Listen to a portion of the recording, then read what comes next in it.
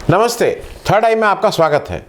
इस समय तो जैसे the great Indian circus, the great Indian news, उसी तरह से महाराष्ट्र में जो हो रहा है वो भाई एमएलए साहब लोग हैं, अदब और इज्जत से नाम लेना चाहिए, लेकिन वो किसी सर्कस से कम नहीं है।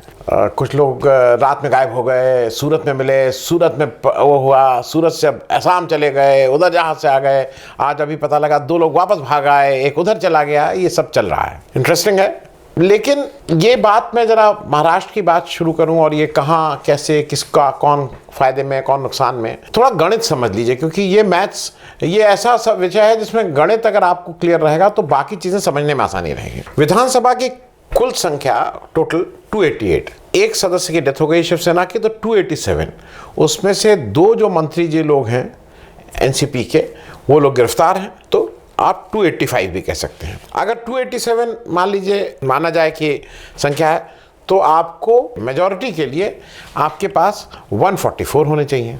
अगर आपके पास 285 माना जाए, क्योंकि भाई वो 2 लोगों को तो आप वोट नहीं देने दे रहे हैं, तो 143 चाहिए, मेजॉरिटी के लिए 143 चाहिए। ये जो महाराष्ट्र विकास आघाड़ी या जो गठबंधन है इन 3 पार्टियों का, उनके पास 152 एमएलएज हैं।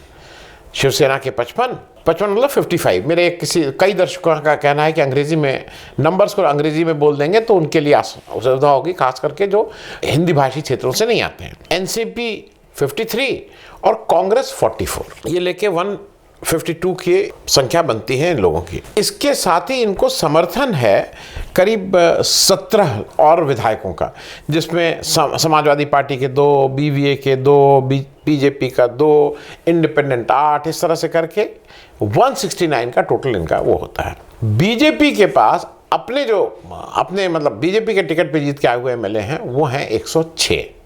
अब कुछ सिनेरियो समझ लीजिए। एक सिनेरियो ये है कि अगर बीजेपी को 106 अपने एमएलए के दम पे मेजॉरिटी प्रूव करनी है तो 106 का दुगना 212, उसमें से 1 कम कर दिए। अगर विधानसभा के टोटल मेंबर्स की स्ट्रेंथ 211 हो जाती है तो बीजेपी मेजॉरिटी में आ सकती है। 211 कैसे होगी? 211 होने के लिए 76 एमएलएज या तो उनको निकाल दिया जाए, निष्कासित कर दिया जाए, उनकी सदस्यता रद्द कर दी जाए अगर वो व्हिप का उल्लंघन करें, इत्यादि इत्यादि, या वो एब्सेंट हो या उनको किस तरह से किया जाए। 76। दूसरा यह है कि अगर बीजेपी के पास 106 अपने और जैसा वो करेंगे 8 इंडिपेंडेंट अब उसके साथ हो गए हैं, तो 106 और 8 114 के लिए the total strength of house should be 2 to 9, not more than 2 to 9। अगर आपको 114 पे मेजॉरिटी करनी है, अब 2 to 9 अगर आपके पास है ही स्ट्रेंथ होनी चाहिए, तो 285 में 2 to 9 घटा दीजिए, 56 एमएलएस को आपको, मतलब अगर वो या तो एब्सेंट करें या उनकी सदस्यता जाती इत्यादि इत्यादि। गेम ये है। अब शिवसेना के जरा एक गणित समझ लें और फिर मेन टॉपिक पे आते हैं। शिवसेना के 55 एमएलए, देश का जो अभी का जो कानून है, दल बदल कानून जो है, उसके अनुसार अगर 2/3 लोग मेन दल को छोड़ के अलग जाते हैं और अपना नया दल बनाते हैं तो वो दल बदल कानून के उसमें नहीं आएंगे। अदरवाइज दल बदल कानून के तहत आपकी सदस्यता चली जाएगी। तो वो दल बदल कानून लागू ना हो उसके लिए 37 एमएलएज होने चाहिए शिवसेना के, जो एक झंडे के नीचे हों। अब जरा, क्योंकि इस रेफरेंस में एक चीज समझ लीजिए, अगर शिवसेना एक व्हिप जारी करती है कि आपको इधर ऐसे वोट करना है या इनको ये करना, और वो व्हिप जो नहीं मानता है, तो ये प्रावधान है कि शिवसेना उसकी बर्खास्तगी की बात, मतलब वो बर्खास्तगी की बात करके स्पीकर को भेज सकते हैं और स्पीकर को बाध्यता होती है। स्पीकर कुछ जगह ना माने वाला बात है, लेकिन वो बाध्यता होती है। फिर वो खैर वो पार्टिसिपेट तो नहीं कर सकते हैं वोटिंग में, इसमें कहीं कोई दो राय। और इसी कारण जो शिवसेना ने जो सबसे पहला एक काम किया, जब कल उद्धव ठाकरे जी और उनकी पत्नी ने भी शिंदे जी से बात की और वो उनको, जिसको कहते हैं उसको, उनको नहीं मना पाए, तो उन्होंने पहला काम ये किया, शिंदे जी जो एकनाथ शिंदे जी जो महाराष्ट्र विधानसभा में शिवसेना के चीफ व्हिप हैं, तो उन्हीं के दस्तखत से व्हिप जारी होता है, उनको उन्होंने चीफ व्हिप के पद से हटा दिया। क्योंकि अब अगर चीफ व्हिप ये कहीं व्हिप जारी कर दे कि आपको इनके अगेंस्ट ऐसा कुछ, मतलब बीजेपी के सपोर्ट में भी कर दे, तो करना पड़ेगा।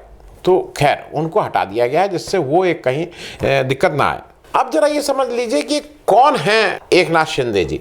अब तक आप सब लोगों ने जान लिया होगा, लेकिन मैं बहुत ब्रीफली इसको भी बता दूं। सेल्फ मेड मैन है, अपने दम पे पूरी राजनीति शुरू की है। जैसा पेपरों के हिसाब से ये कभी एक ज़माने में ऑटो रिक्शा भी चलाते थे और किसी ब्रूरीज में भी काम करे, छोटे मतलब उससे करके लड़के संघर्ष करके जीवन में आगे बढ़े हैं। और ये आप दो नाम बार बार ये सुनते होंगे, ये बार बार कहते हैं कि मेरे गुरु बाला साहब ठाकरे का नाम लेते हैं, और दूसरा नाम ये आनंद दिघे का लेते हैं।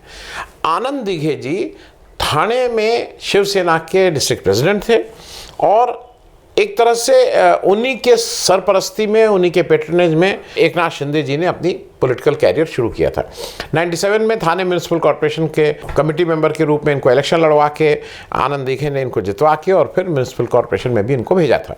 तो ये उनको अपना मतलब पॉलिटिकल गुरु ठाकरे साहब को और इनको आनंद दिघे को मानते हैं। आनंद दिघे की मृत्यु 2001 में हो गई थी। उसके बाद 2004 में श्रीकांत शिंदे जी थाने से पहली बार एमएलए हुए, और तब से लगातार उस सीट से 4 बार एमएलए हो रहे हैं। तो एक चीज़ तो तय है कि ये अपने क्षेत्र में काम करते हैं, पॉपुलर हैं, और इसीलिए लगातार इलेक्शन जीत रहे हैं। अब 2014, और ये इनके ऊपर बाला साहब ठाकरे का बहुत विश्वास था, इनको बहुत क्लोजली मानते थे, इनके विश्वसनीय थे। 2014 में वो लीडर ऑफ ऑपोजिशन भी हुए थे शिवसेना के। बाद में शिवसेना का पैचअप हो गया बीजेपी से, और वो फिर उनके साथ फडणवीस सरकार शामिल हो रहे थे, लेकिन एक समय वो लीडर ऑफ ऑपोजिशन भी थे। अभी वो शिवसेना के चीफ विप हैं। उनके लड़के जो हैं एक नाथ शिंदे जी के, श्रीकांत शिंदे जी, वो बीजेपी के टिकट पे 2019 में उन्होंने कल्याण से इलेक्शन लड़ा, और वो इस समय सांसद भी हैं। तो मतलब ये शिवसेना के हार्डकोर वाले वो हैं, ये नहीं है कि फ्रिंज इसमें कुछ हैं, ये फ्रिंज नहीं है, ये हार्डकोर शिवसेना वाले हैं।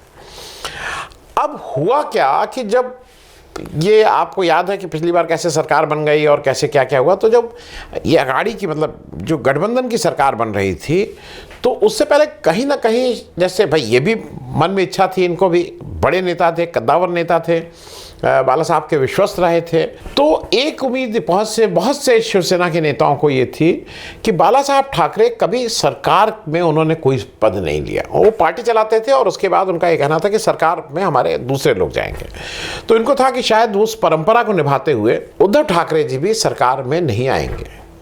लेकिन फिर पहला हुआ कि आदित्य ठाकरे इलेक्शन लड़ने लगे, फिर उद्धव ठाकरे चीफ मिनिस्टर बन गए। तो कहीं ना कहीं जो मन में एक एस्पिरेशन रहा होगा, और कोई ख़राब बात नहीं है कि अगर आदमी अच्छा कर रहा है, पार्टी के ऊपर उसका विश्वास है, वो वैसे कर रहा है, तो उनको उस समय कहीं ना कहीं ये बात चुभी ज़रूर थी। अब इस समय जो उनकी स्थिति है वो पूरी तरह से बीजेपी के साथ अलाइन हो गए। देखिए, ये बीजेपी कुछ कहे उनका इंटरनल मैटर है, लेकिन जो शिंदे साहब हैं वो एक ही चीज़ की रट लगाए हुए हैं। वो बार बार ये कह रहे हैं कि शिवसेना तो हिंदुत्व वाली पार्टी थी और हम बीजेपी के साथ चले जाएं। उन्होंने उद्धव ठाकरे से कभी कल ये कहा कि भाई कोई दिक्कत नहीं, मैं आ जाऊंगा, लेकिन एक ही शर्त पे आऊँगा कि आप और बीजेपी मिलकर सरकार बना लें। तो उनका इस समय वो बीजेपी के कितने प्रभाव में, ये बिल्कुल स्पष्ट है। क्योंकि बीजेपी के प्रभाव नहीं होते, कैसे सूरत सबको ले जाके मतलब वहाँ के होटल, फिर वो कैसे ले जाए गए हैं गुवाहाटी, असम, वहाँ पे कैसे असम के जो चीफ मिनिस्टर साहब हैं उन्होंने सब बंदोबस्त किया है, तो वो साफ है, मतलब बीजेपी के पूरे तरह से उसमें है। अब समस्या यहीं से शुरू होती है, क्योंकि एक चीज़ जान लें, ये जो आदित्य ठाकरे तो लड़के थे, एमएलए हैं, लेकिन उद्धव ठाकरे की पत्नी भी बिल्कुल ठीक से सरकार के कामों में इंटरफियर करती हैं, ये जग जाहिर बात है। और सिर्फ सरकार के ही नहीं, पार्टी के कामों में भी इंटरफियर करती हैं। वो एक पावर सेंटर हैं, और कुछ लोगों का कहना यह है कि वो उद्धव ठाकरे से बड़ा पावर सेंटर है। कि अच्छा, ये दूसरी बात भी जो अभी आ रही है कि ये जग जाहिर है कि उद्धव ठाकरे मिलते नहीं हैं। एक जनरल बाहर ये बताया जाता है कि उनकी तबीयत थोड़ा ठीक नहीं रहती है, तो वो एक बबल में रहते हैं और उससे बाहर नहीं निकलते हैं, इत्यादि इत्यादि, इन्फेक्शन के डर से, ये सब बातें वो कहते हैं। और ये शिकायत ना केवल शिवसेना के वर्कर्स की, शिवसेना के विधायक की, शिवसेना के लोगों की है, बल्कि सहयोगी दल के जो मंत्री हैं वो भी ये कहते हैं कि बहुत से मामलों में चीफ मिनिस्टर से मतलब सलाह मशवरे की बात होती है, लेकिन Uddhav Thackeray is not available, ऐसी बात कही जाती है। He is not accessible also. Uddhav Thackeray की जो हेल्थ है वो एक इशू हो सकती है, पर पॉलिटिक्स में जनता से, पार्टी से, सहयोगी दलों से अगर आप डिस्कनेक्ट हो जाते हैं, आप उनसे मिलते जुलते नहीं हैं, तो ये भारी पड़ सकता है। पूरी दुनिया देख रही है। राहुल गांधी का क्या है? राहुल गांधी ने भाई यही उनके ऊपर आरोप लगता था ना पहले कि वो लोगों से मतलब ही इज़ नॉट एक्सेसिबल। बहुत संस्कारी हैं, बहुत अच्छी बात करते हैं, बहुत इज्जत देते हैं सब, लेकिन वो एक्सेसिबल ही नहीं है। उसी तरह की कोई बात अगर अभी आपने देखी, और वो मैं इसलिए फ्रंट से कह रहा हूँ, थोड़ा आउट ऑफ कंटेक्स्ट बता दूँ, अखिलेश यादव जी जो हैं एक बार चीफ मिनिस्टर क्या बन गए ये मालूम नहीं क्या है। मतलब इनकी पार्टी का, इनका सारा कुछ उत्तर प्रदेश में है। अगर उत्तर प्रदेश में आप स्ट्रांग तो देश में आपकी इज्जत होगी। आपके 2 सीटों पे इलेक्शन हो रहा है एमपी की, रामपुर और आजमगढ़। आप बाई इलेक्शन में नहीं गए हैं। उत्तर प्रदेश के चीफ मिनिस्टर योगी आदित्यनाथ 2 बार आजमगढ़, 2 बार रामपुर में अपनी ताकत झोंक रहे हैं, खुद कैंपेन कर रहे हैं, 16 मंत्री जा रहे हैं, आप नहीं जा रहे हैं। और रीजन क्या, आपके जो इर्द गिर्द घूमने वाले कह रहे हैं नहीं वो नेशनल प्रेसिडेंट हैं, तो नेशनल प्रेसिडेंट और प्राइम मिनिस्टर और ये बड़े बड़े लोग अगर नहीं आ रहे हैं तो ये क्यों जाएंगे। आप उत्तर प्रदेश की चीफ मिनिस्टरशिप के लिए अपने को कॉम्पीट कर रहे हैं कि आप प्राइम मिनिस्टर के लिए? क्योंकि ये गलतफहमी भी पाल लेना कि कोई अगर, भाई कांग्रेस तो लड़ ही नहीं रही है चुनाव, मायावती जी वैसे भी नहीं लड़ती थी, इस बार लड़ रही हैं आपको ठीक करने के लिए। दूसरा, अखिलेश यादव जी को एक चीज और समझनी चाहिए, मैं डाइग्रेस किया हूं लेकिन मैं फिर इसको कंप्लीट कर लूं, कि आपकी पहली से 10 तक जिम्मेदारी आपकी उस जनता के प्रति होती है जिसने आपको चुन के भेजा है। उसके बाद आपकी पार्टी, उसके बाद आपकी सरकार, ये सब है, आपकी जवाबदेही है। आप आजमगढ़ से की जनता ने आपको एमपी बना के भेजा था, आपने उस सीट खाली कर दिया, आप एक बार झांकने भी नहीं गए हैं वहां इस बार। तो इस तरह से डिस्कनेक्ट होता है।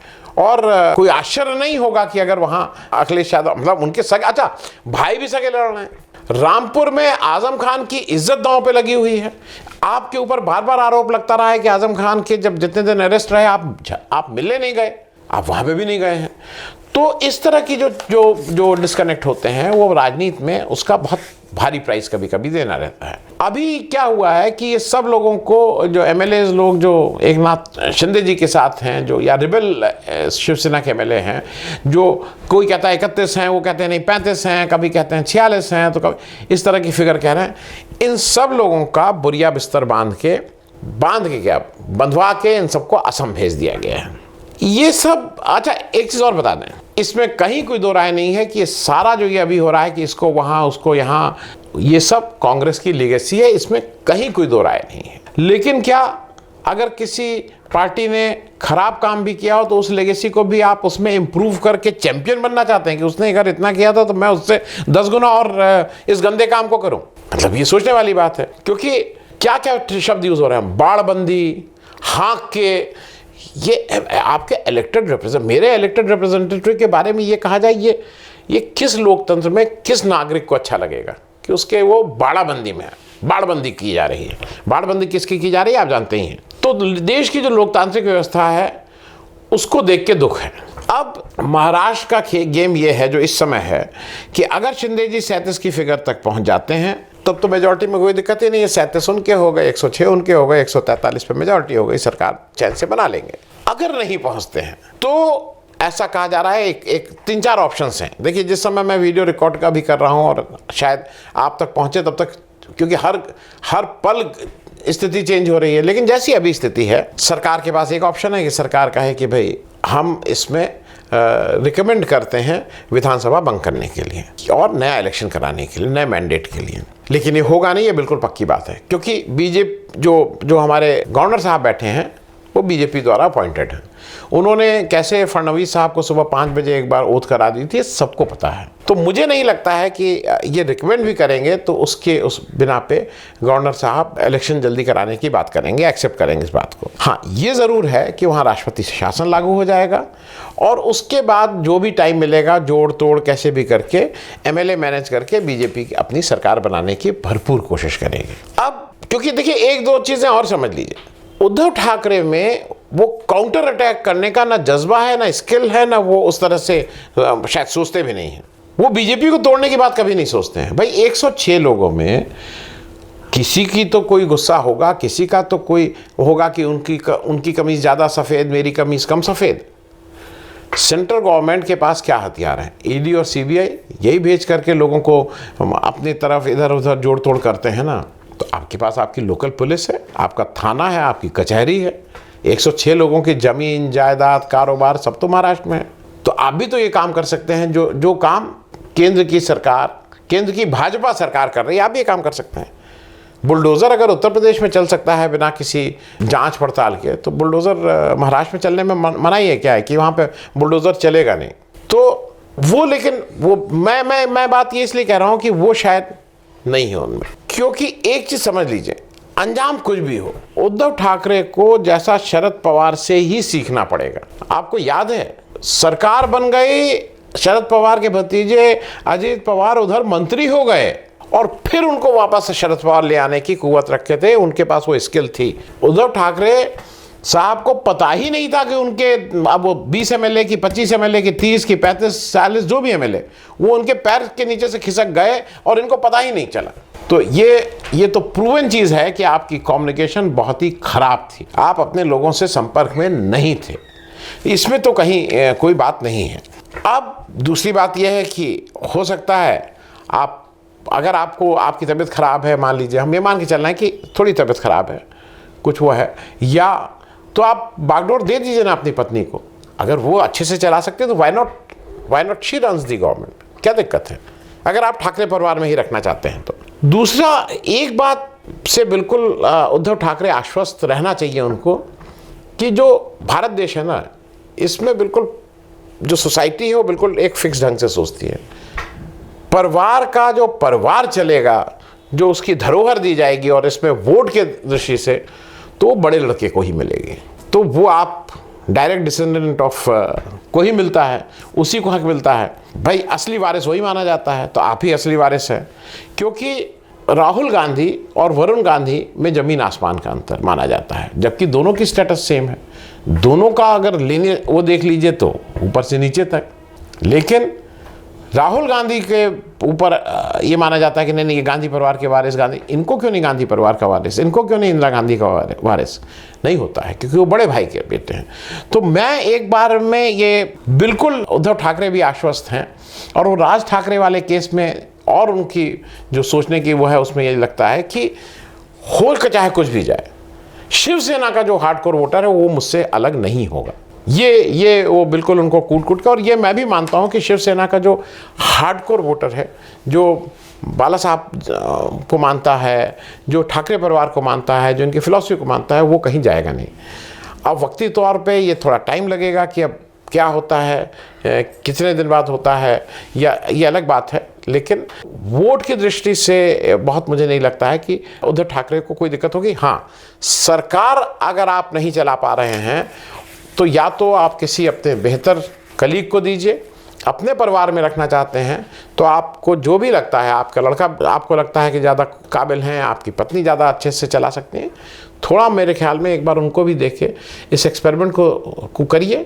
क्योंकि जैसा इस समय हो रहा है, ये जो एक चुनी हुई सरकार को जैसे कर्नाटक में गिराया गया, जैसे मध्य प्रदेश में गिराया गया, लेकिन उसी तरह से महाराष्ट्र में बीजेपी की दुखती रग है। बीजेपी आज नहीं तो कल पूरे प्राण से ये चाहेगी कि किसी भी तरह से ये सरकार गिरे और बीजेपी की सरकार वहाँ फिर से बने। Thank you so much.